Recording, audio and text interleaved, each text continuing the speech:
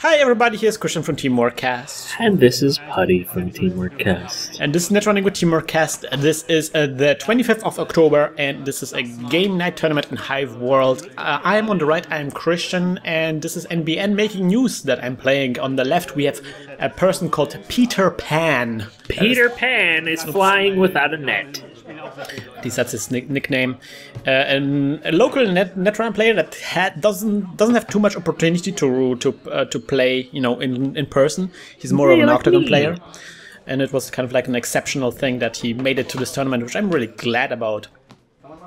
You know that feeling, bro, right, Nick? I know that feeling real well. Though I have some time, I'm thinking about going to New York City to go play with the big boys, I suppose. Oh man, that's apparently a huge Netrunner community there. So he's playing Noise, and I will be playing NBN making news. His ability is that he will trash a card from the top of my R&D every time he plays a virus. And my ability is that I have 2 credits to pay for traces, recurring credits. Do you know who won the last tournament I considered going to? Was our good friend? It was Dan, the world champion.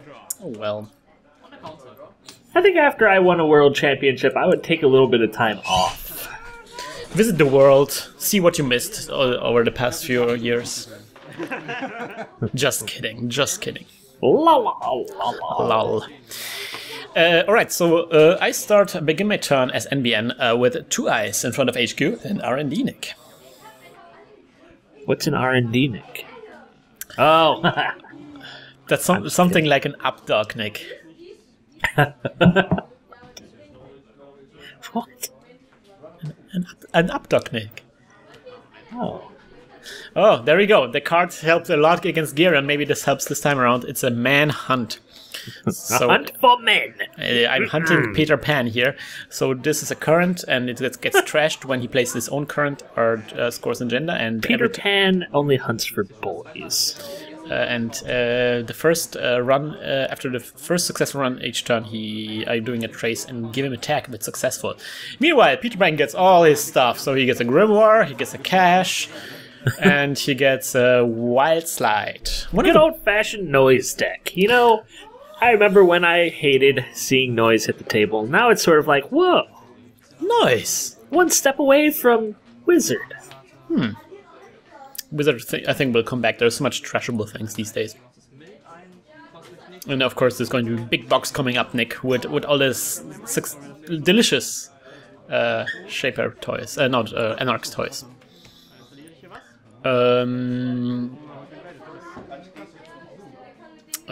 What did I do? I discarded the... Interesting, I discarded the archive memories there, I think. And I installed something in front of our archives here. You had no memories to archive yet. Or maybe he ran on archives? I'm not sure. The audio just cut out for me. Anyways. You can tell that... like this lift product placement we have done. Yeah, we have to pixelate this. He is interesting. You can tell that Peter Pan is somebody who doesn't play a lot of tournaments because he's not using the alt art wild side, which I've never seen somebody not using the wild art. I don't have any alt art wild side. I guess I never go to tournaments though. Yeah, because you're like Peter Pan. I told you. Now I'm buying some alt art wild sides. No, don't do it. Don't do it, Nick. Buy just draft packs instead and just play those draft packs with your friends. He gets out the clown chip and I res up R&D. If I only knew, Nick, if I only knew what his plan was. I think his plan is to win. And he's going to win. And he gets a Cyber Feeder, which can use to pay viruses or for breakers. Recurring credit. 1 recurring credit. Getting 2 credits. And of course, because Wild Side, he has 1 click less every turn. So he draws 2 cards every turn, but he has 1 click less. So he gets this huge influx of cards, and he has so little time to spend them all. And of course now when he's getting the credits, that's extra painful for him, because he has to discard stuff. In the style, getting credit. Ah, Peter Pan has all of his combo assembled. He gets out the Aesop's pawn shop, Nick. Ooh, the pawn shop. We haven't seen that in a while. Well, I think it's like a staple in every noise deck these days. Deck. Yeah, you just get all those cards, trash them again, recur them, and he gets out the Data Sucker, and that's finally a virus. The second virus in this game, and he makes me trash a thing. And he gets a token on it because it's a Grimoire thing. Grimoires. Goddamn Grimoire. Install Advance. If that's not an NAPD, I don't know what. He cashes in the cash, I guess. Like he trades in the cash with the Aesop's. Draws 2 cards. 3 clicks left.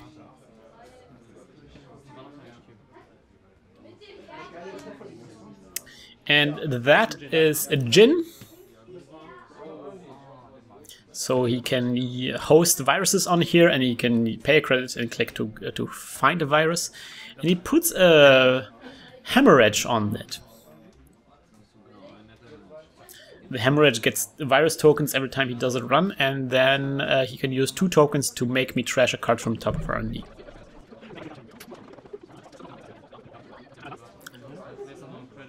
Oh, interesting. That's not an NAPD, that's a... I'm playing a hedge fund.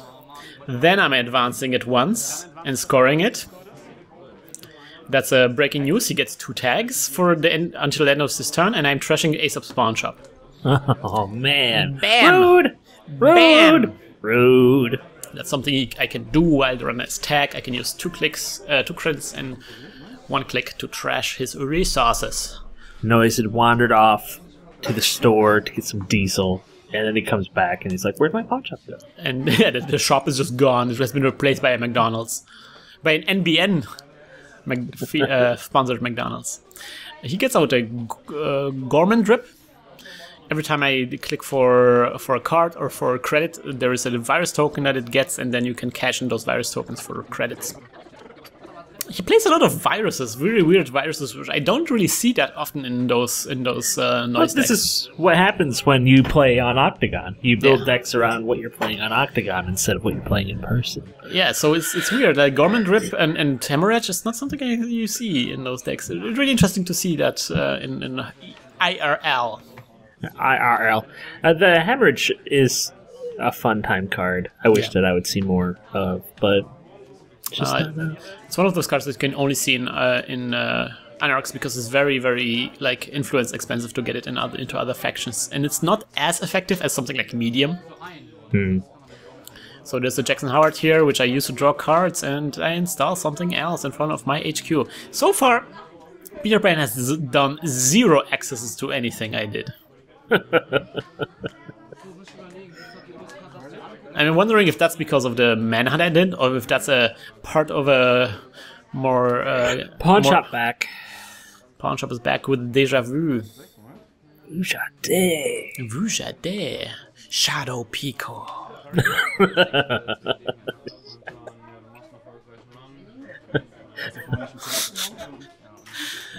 I still love that video so much. Alright, install. And getting to credits. One Direction, you geniuses. Brought to you by Lyft. Get a lift on the beanstalk. Pawn shop got you down? Lyft. Elevate your spirits with NBN. Business News Hour. And I think we see Peter Pan cashing in those Gorman Drip credits. And what else? And he installs what? No, he thinks. I'm confused about his clicks. So this is the 3rd click now, and he will install an imp. God damn it, Nick! That's an imp. What I don't understand is his little pile of things that are going on there. Well, everything is installed on the Jin. Yeah. So that's why the cards are piled around, Jin here. It's just...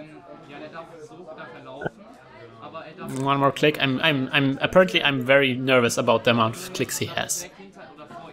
I think I'm trying to sneak in an agenda, Nick. I think so too. Is he gonna run? Is he gonna get that tag? Ooh, what? Darwin? Darwin, what? A whale out of nowhere. Suddenly killer whale. Free Willy. Break. Alright, are we going to score this? Are we going to score? Yes, it's just a Beal. Ugh, if that was just... You should have advanced that to game-winning. I don't understand this. Yeah, now with Darwin out, maybe he will just run on this, and then you don't know how strong that ice is in front of it. Maybe that was just a quandary, right? That's true. But so I guess maybe you did the right thing. Darwin. Idea with Darwin at the beginning of his turn, he can pay 1 credit, and he can use a Cyber Feeder for that to get a virus token on it. And Darwin has a strength, the same strength as the amount of virus token on it. So it kind of slowly evolves to a stronger and stronger whale. Yeah, it's you see a lot of debate about Darwin or Krypsis. Darwin or Krypsis. Generally, the thing about Darwin is it's very vulnerable to a virus purge. Yeah. Because then it just immediately gets down to strength 1. But because then yeah. Because then immediately they run a stars and they can get it to 1. But and also Darwin breaks for every subroutine for 2 credits. So usually you will see Darwin in combination with E3 feedback implants. Mm-hmm. We see a recursion of cash going on here. I actually experimented a long time with a Bretzel Darwin E3 feedback implants deck. It was really very cool.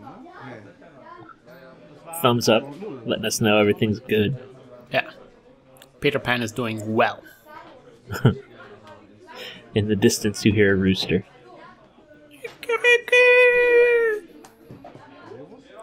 And another imp, because apparently he doesn't have enough imps. For all that running he's doing. Yeah. How does that exactly work? Peter Pan. Oh man, and now we see the thing now, Nick. What is the thing? What is the word? Is the word the bird? So that's a Hades shard. He installs for 7 credits. And then he can immediately afterwards, I don't have a window in between. Everybody learn this. There is no window in between. I didn't know that when I first encountered this. So he can play it, and immediately afterwards he can use it immediately, and I cannot interject. I cannot Jackson Howard in between there. That's interesting. And he can trash it to gain immediate access to archives without me being able to do anything about this. So it's kind of like he is educating you. Yeah, I see. He played that deck before, I think, and I didn't play against such a deck before. So I'm like, whoa. My game has changed, so I have to get up and ask people about this. I had to get like a second opinion. He's consulting his Lost Boys. And I'm like, because you've seen the games I played before. I just been through some really hardcore Blue Sun games. And now this.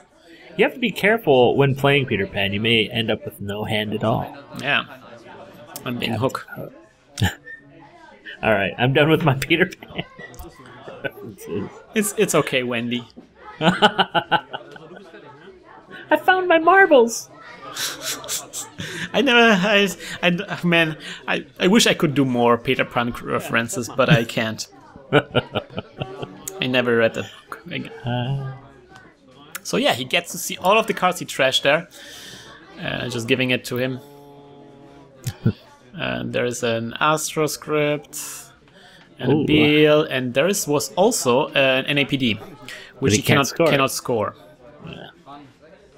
Unfortunate for Peter Pan, but fortunate for Krystian. So that wasn't very cool. Jackson Howard's like, sorry, off in the distance. That was the most effective Hades shard I think I've ever seen, and also the only Hades shard. No, I think, yeah, that was the most effective because it's the only one you've seen. But that could have, I could have lost the game right here. If I was unlucky enough. Mid-seasons. Getting 2 credits mid-seasons. So I posted about going to the New York store championship, and all of the central Pennsylvania people are like, I think our players are better here, considering the world championship for the last 2 years. So there's some geographic stuff going on around here. Patriotism. The city of brotherly love ain't so brotherly. All right, so we negotiate the tag thing. We decide he gets 8 tags.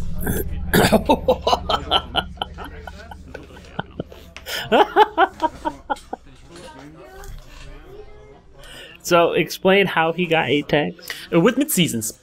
That was a trace 8, and he didn't decide to contest the trace, and then he gets as many tags as there's a difference between what I spent for a trace and what he spent for a trace. Nice. So yeah, he got 8 tags. Well played, sir. Well, now let's see if I can win with 8 tags somehow. He'll never have another resource ever again. Or maybe I scorch him, or maybe I will psychographic something, a huge Beal or something. I still need 4 points to win the game. Yeah. And we see a nerf agent getting out another virus. This time around is basically medium for HQ. But I don't think, by this time I'm realizing he's not going to run.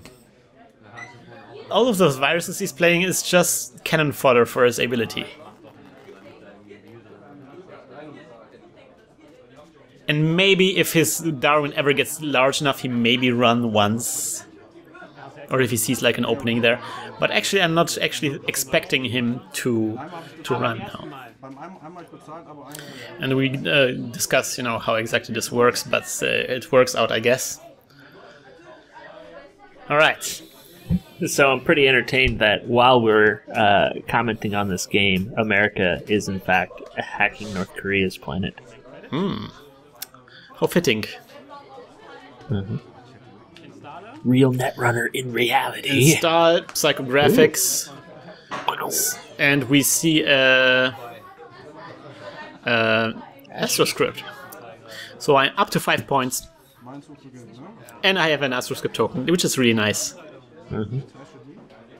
So another 3-2 agenda wins the game for me. If I had the money. He just gets obscene amount of money with Asos Pawnshop here, and draws 2 cards. We still, by the way, know that there is an APD contract in my archives. Yeah, and it's not very well protected considering he could get through, and he's got the money to get it. I have no credits. He could just run there. Yeah.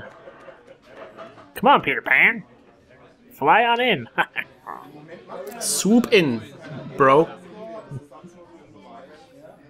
Think your happy thoughts. He runs on Jackson. I used Jackson. But he didn't do it, of course, because he knew I could use the Jackson. Yeah. He's a much better player than either of us. And I'm getting out the NAPD and what else?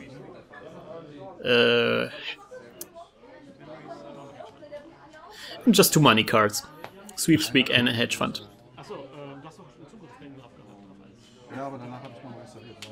I'm showing him the cards, but he actually didn't run on archive, so I don't have to show him the cards. Somebody told me, I think it was Jackmate, told me that I always do the same mistakes. Every time I triggered a Jackson, I should always show the runner my entire archives, even though he didn't run on archives actually. That's weird. I'm the kind of person. It's yeah, that's how I roll, I mean, getting the using Jackson, you're going to get everything out of it that would have been harmful anyway. Yeah. So I'm like, I have a white vest. I like that he never cuts. You're a good man, Peter Pan. All right, let's see about that. Getting 3 credits. I'm assuming the winning agenda is on my hand. I'm just getting the credits to score it next turn. Oh, we forgot to give him a tag with a manhunt. Oh no, we didn't, because I used Jackson Howard, so that was neither a successful nor a unsuccessful run. Look at the pile of credits he has there. At least it's not on his identity card. Another hemorrhage. Another hemorrhage. Discarding another card. So at this point, he needs to be way more aggressive than he has been. I often fall into this as well. I'm a very pacifist runner. I think he very much depends on his hemorrhage sink. Yeah. And like giving the corporation, not pressuring corporation to rest stuff, is, I think, like, you know, you're just giving me free reign to do whatever I want. Most definitely. On the other hand, I do have the manhunt out. Oh, by the way, that should have been trash because he scored the agenda. Yeah. Good thing we haven't used it yet. Drawing a card. Is that going to be a winning move now? Yes, I scored a Beal. Advancing it with a Beal. With well an ASO script, and I win the game, ladies and gentlemen. Win the game. So that was a modern Noise. That's where Moise is developing. Moise.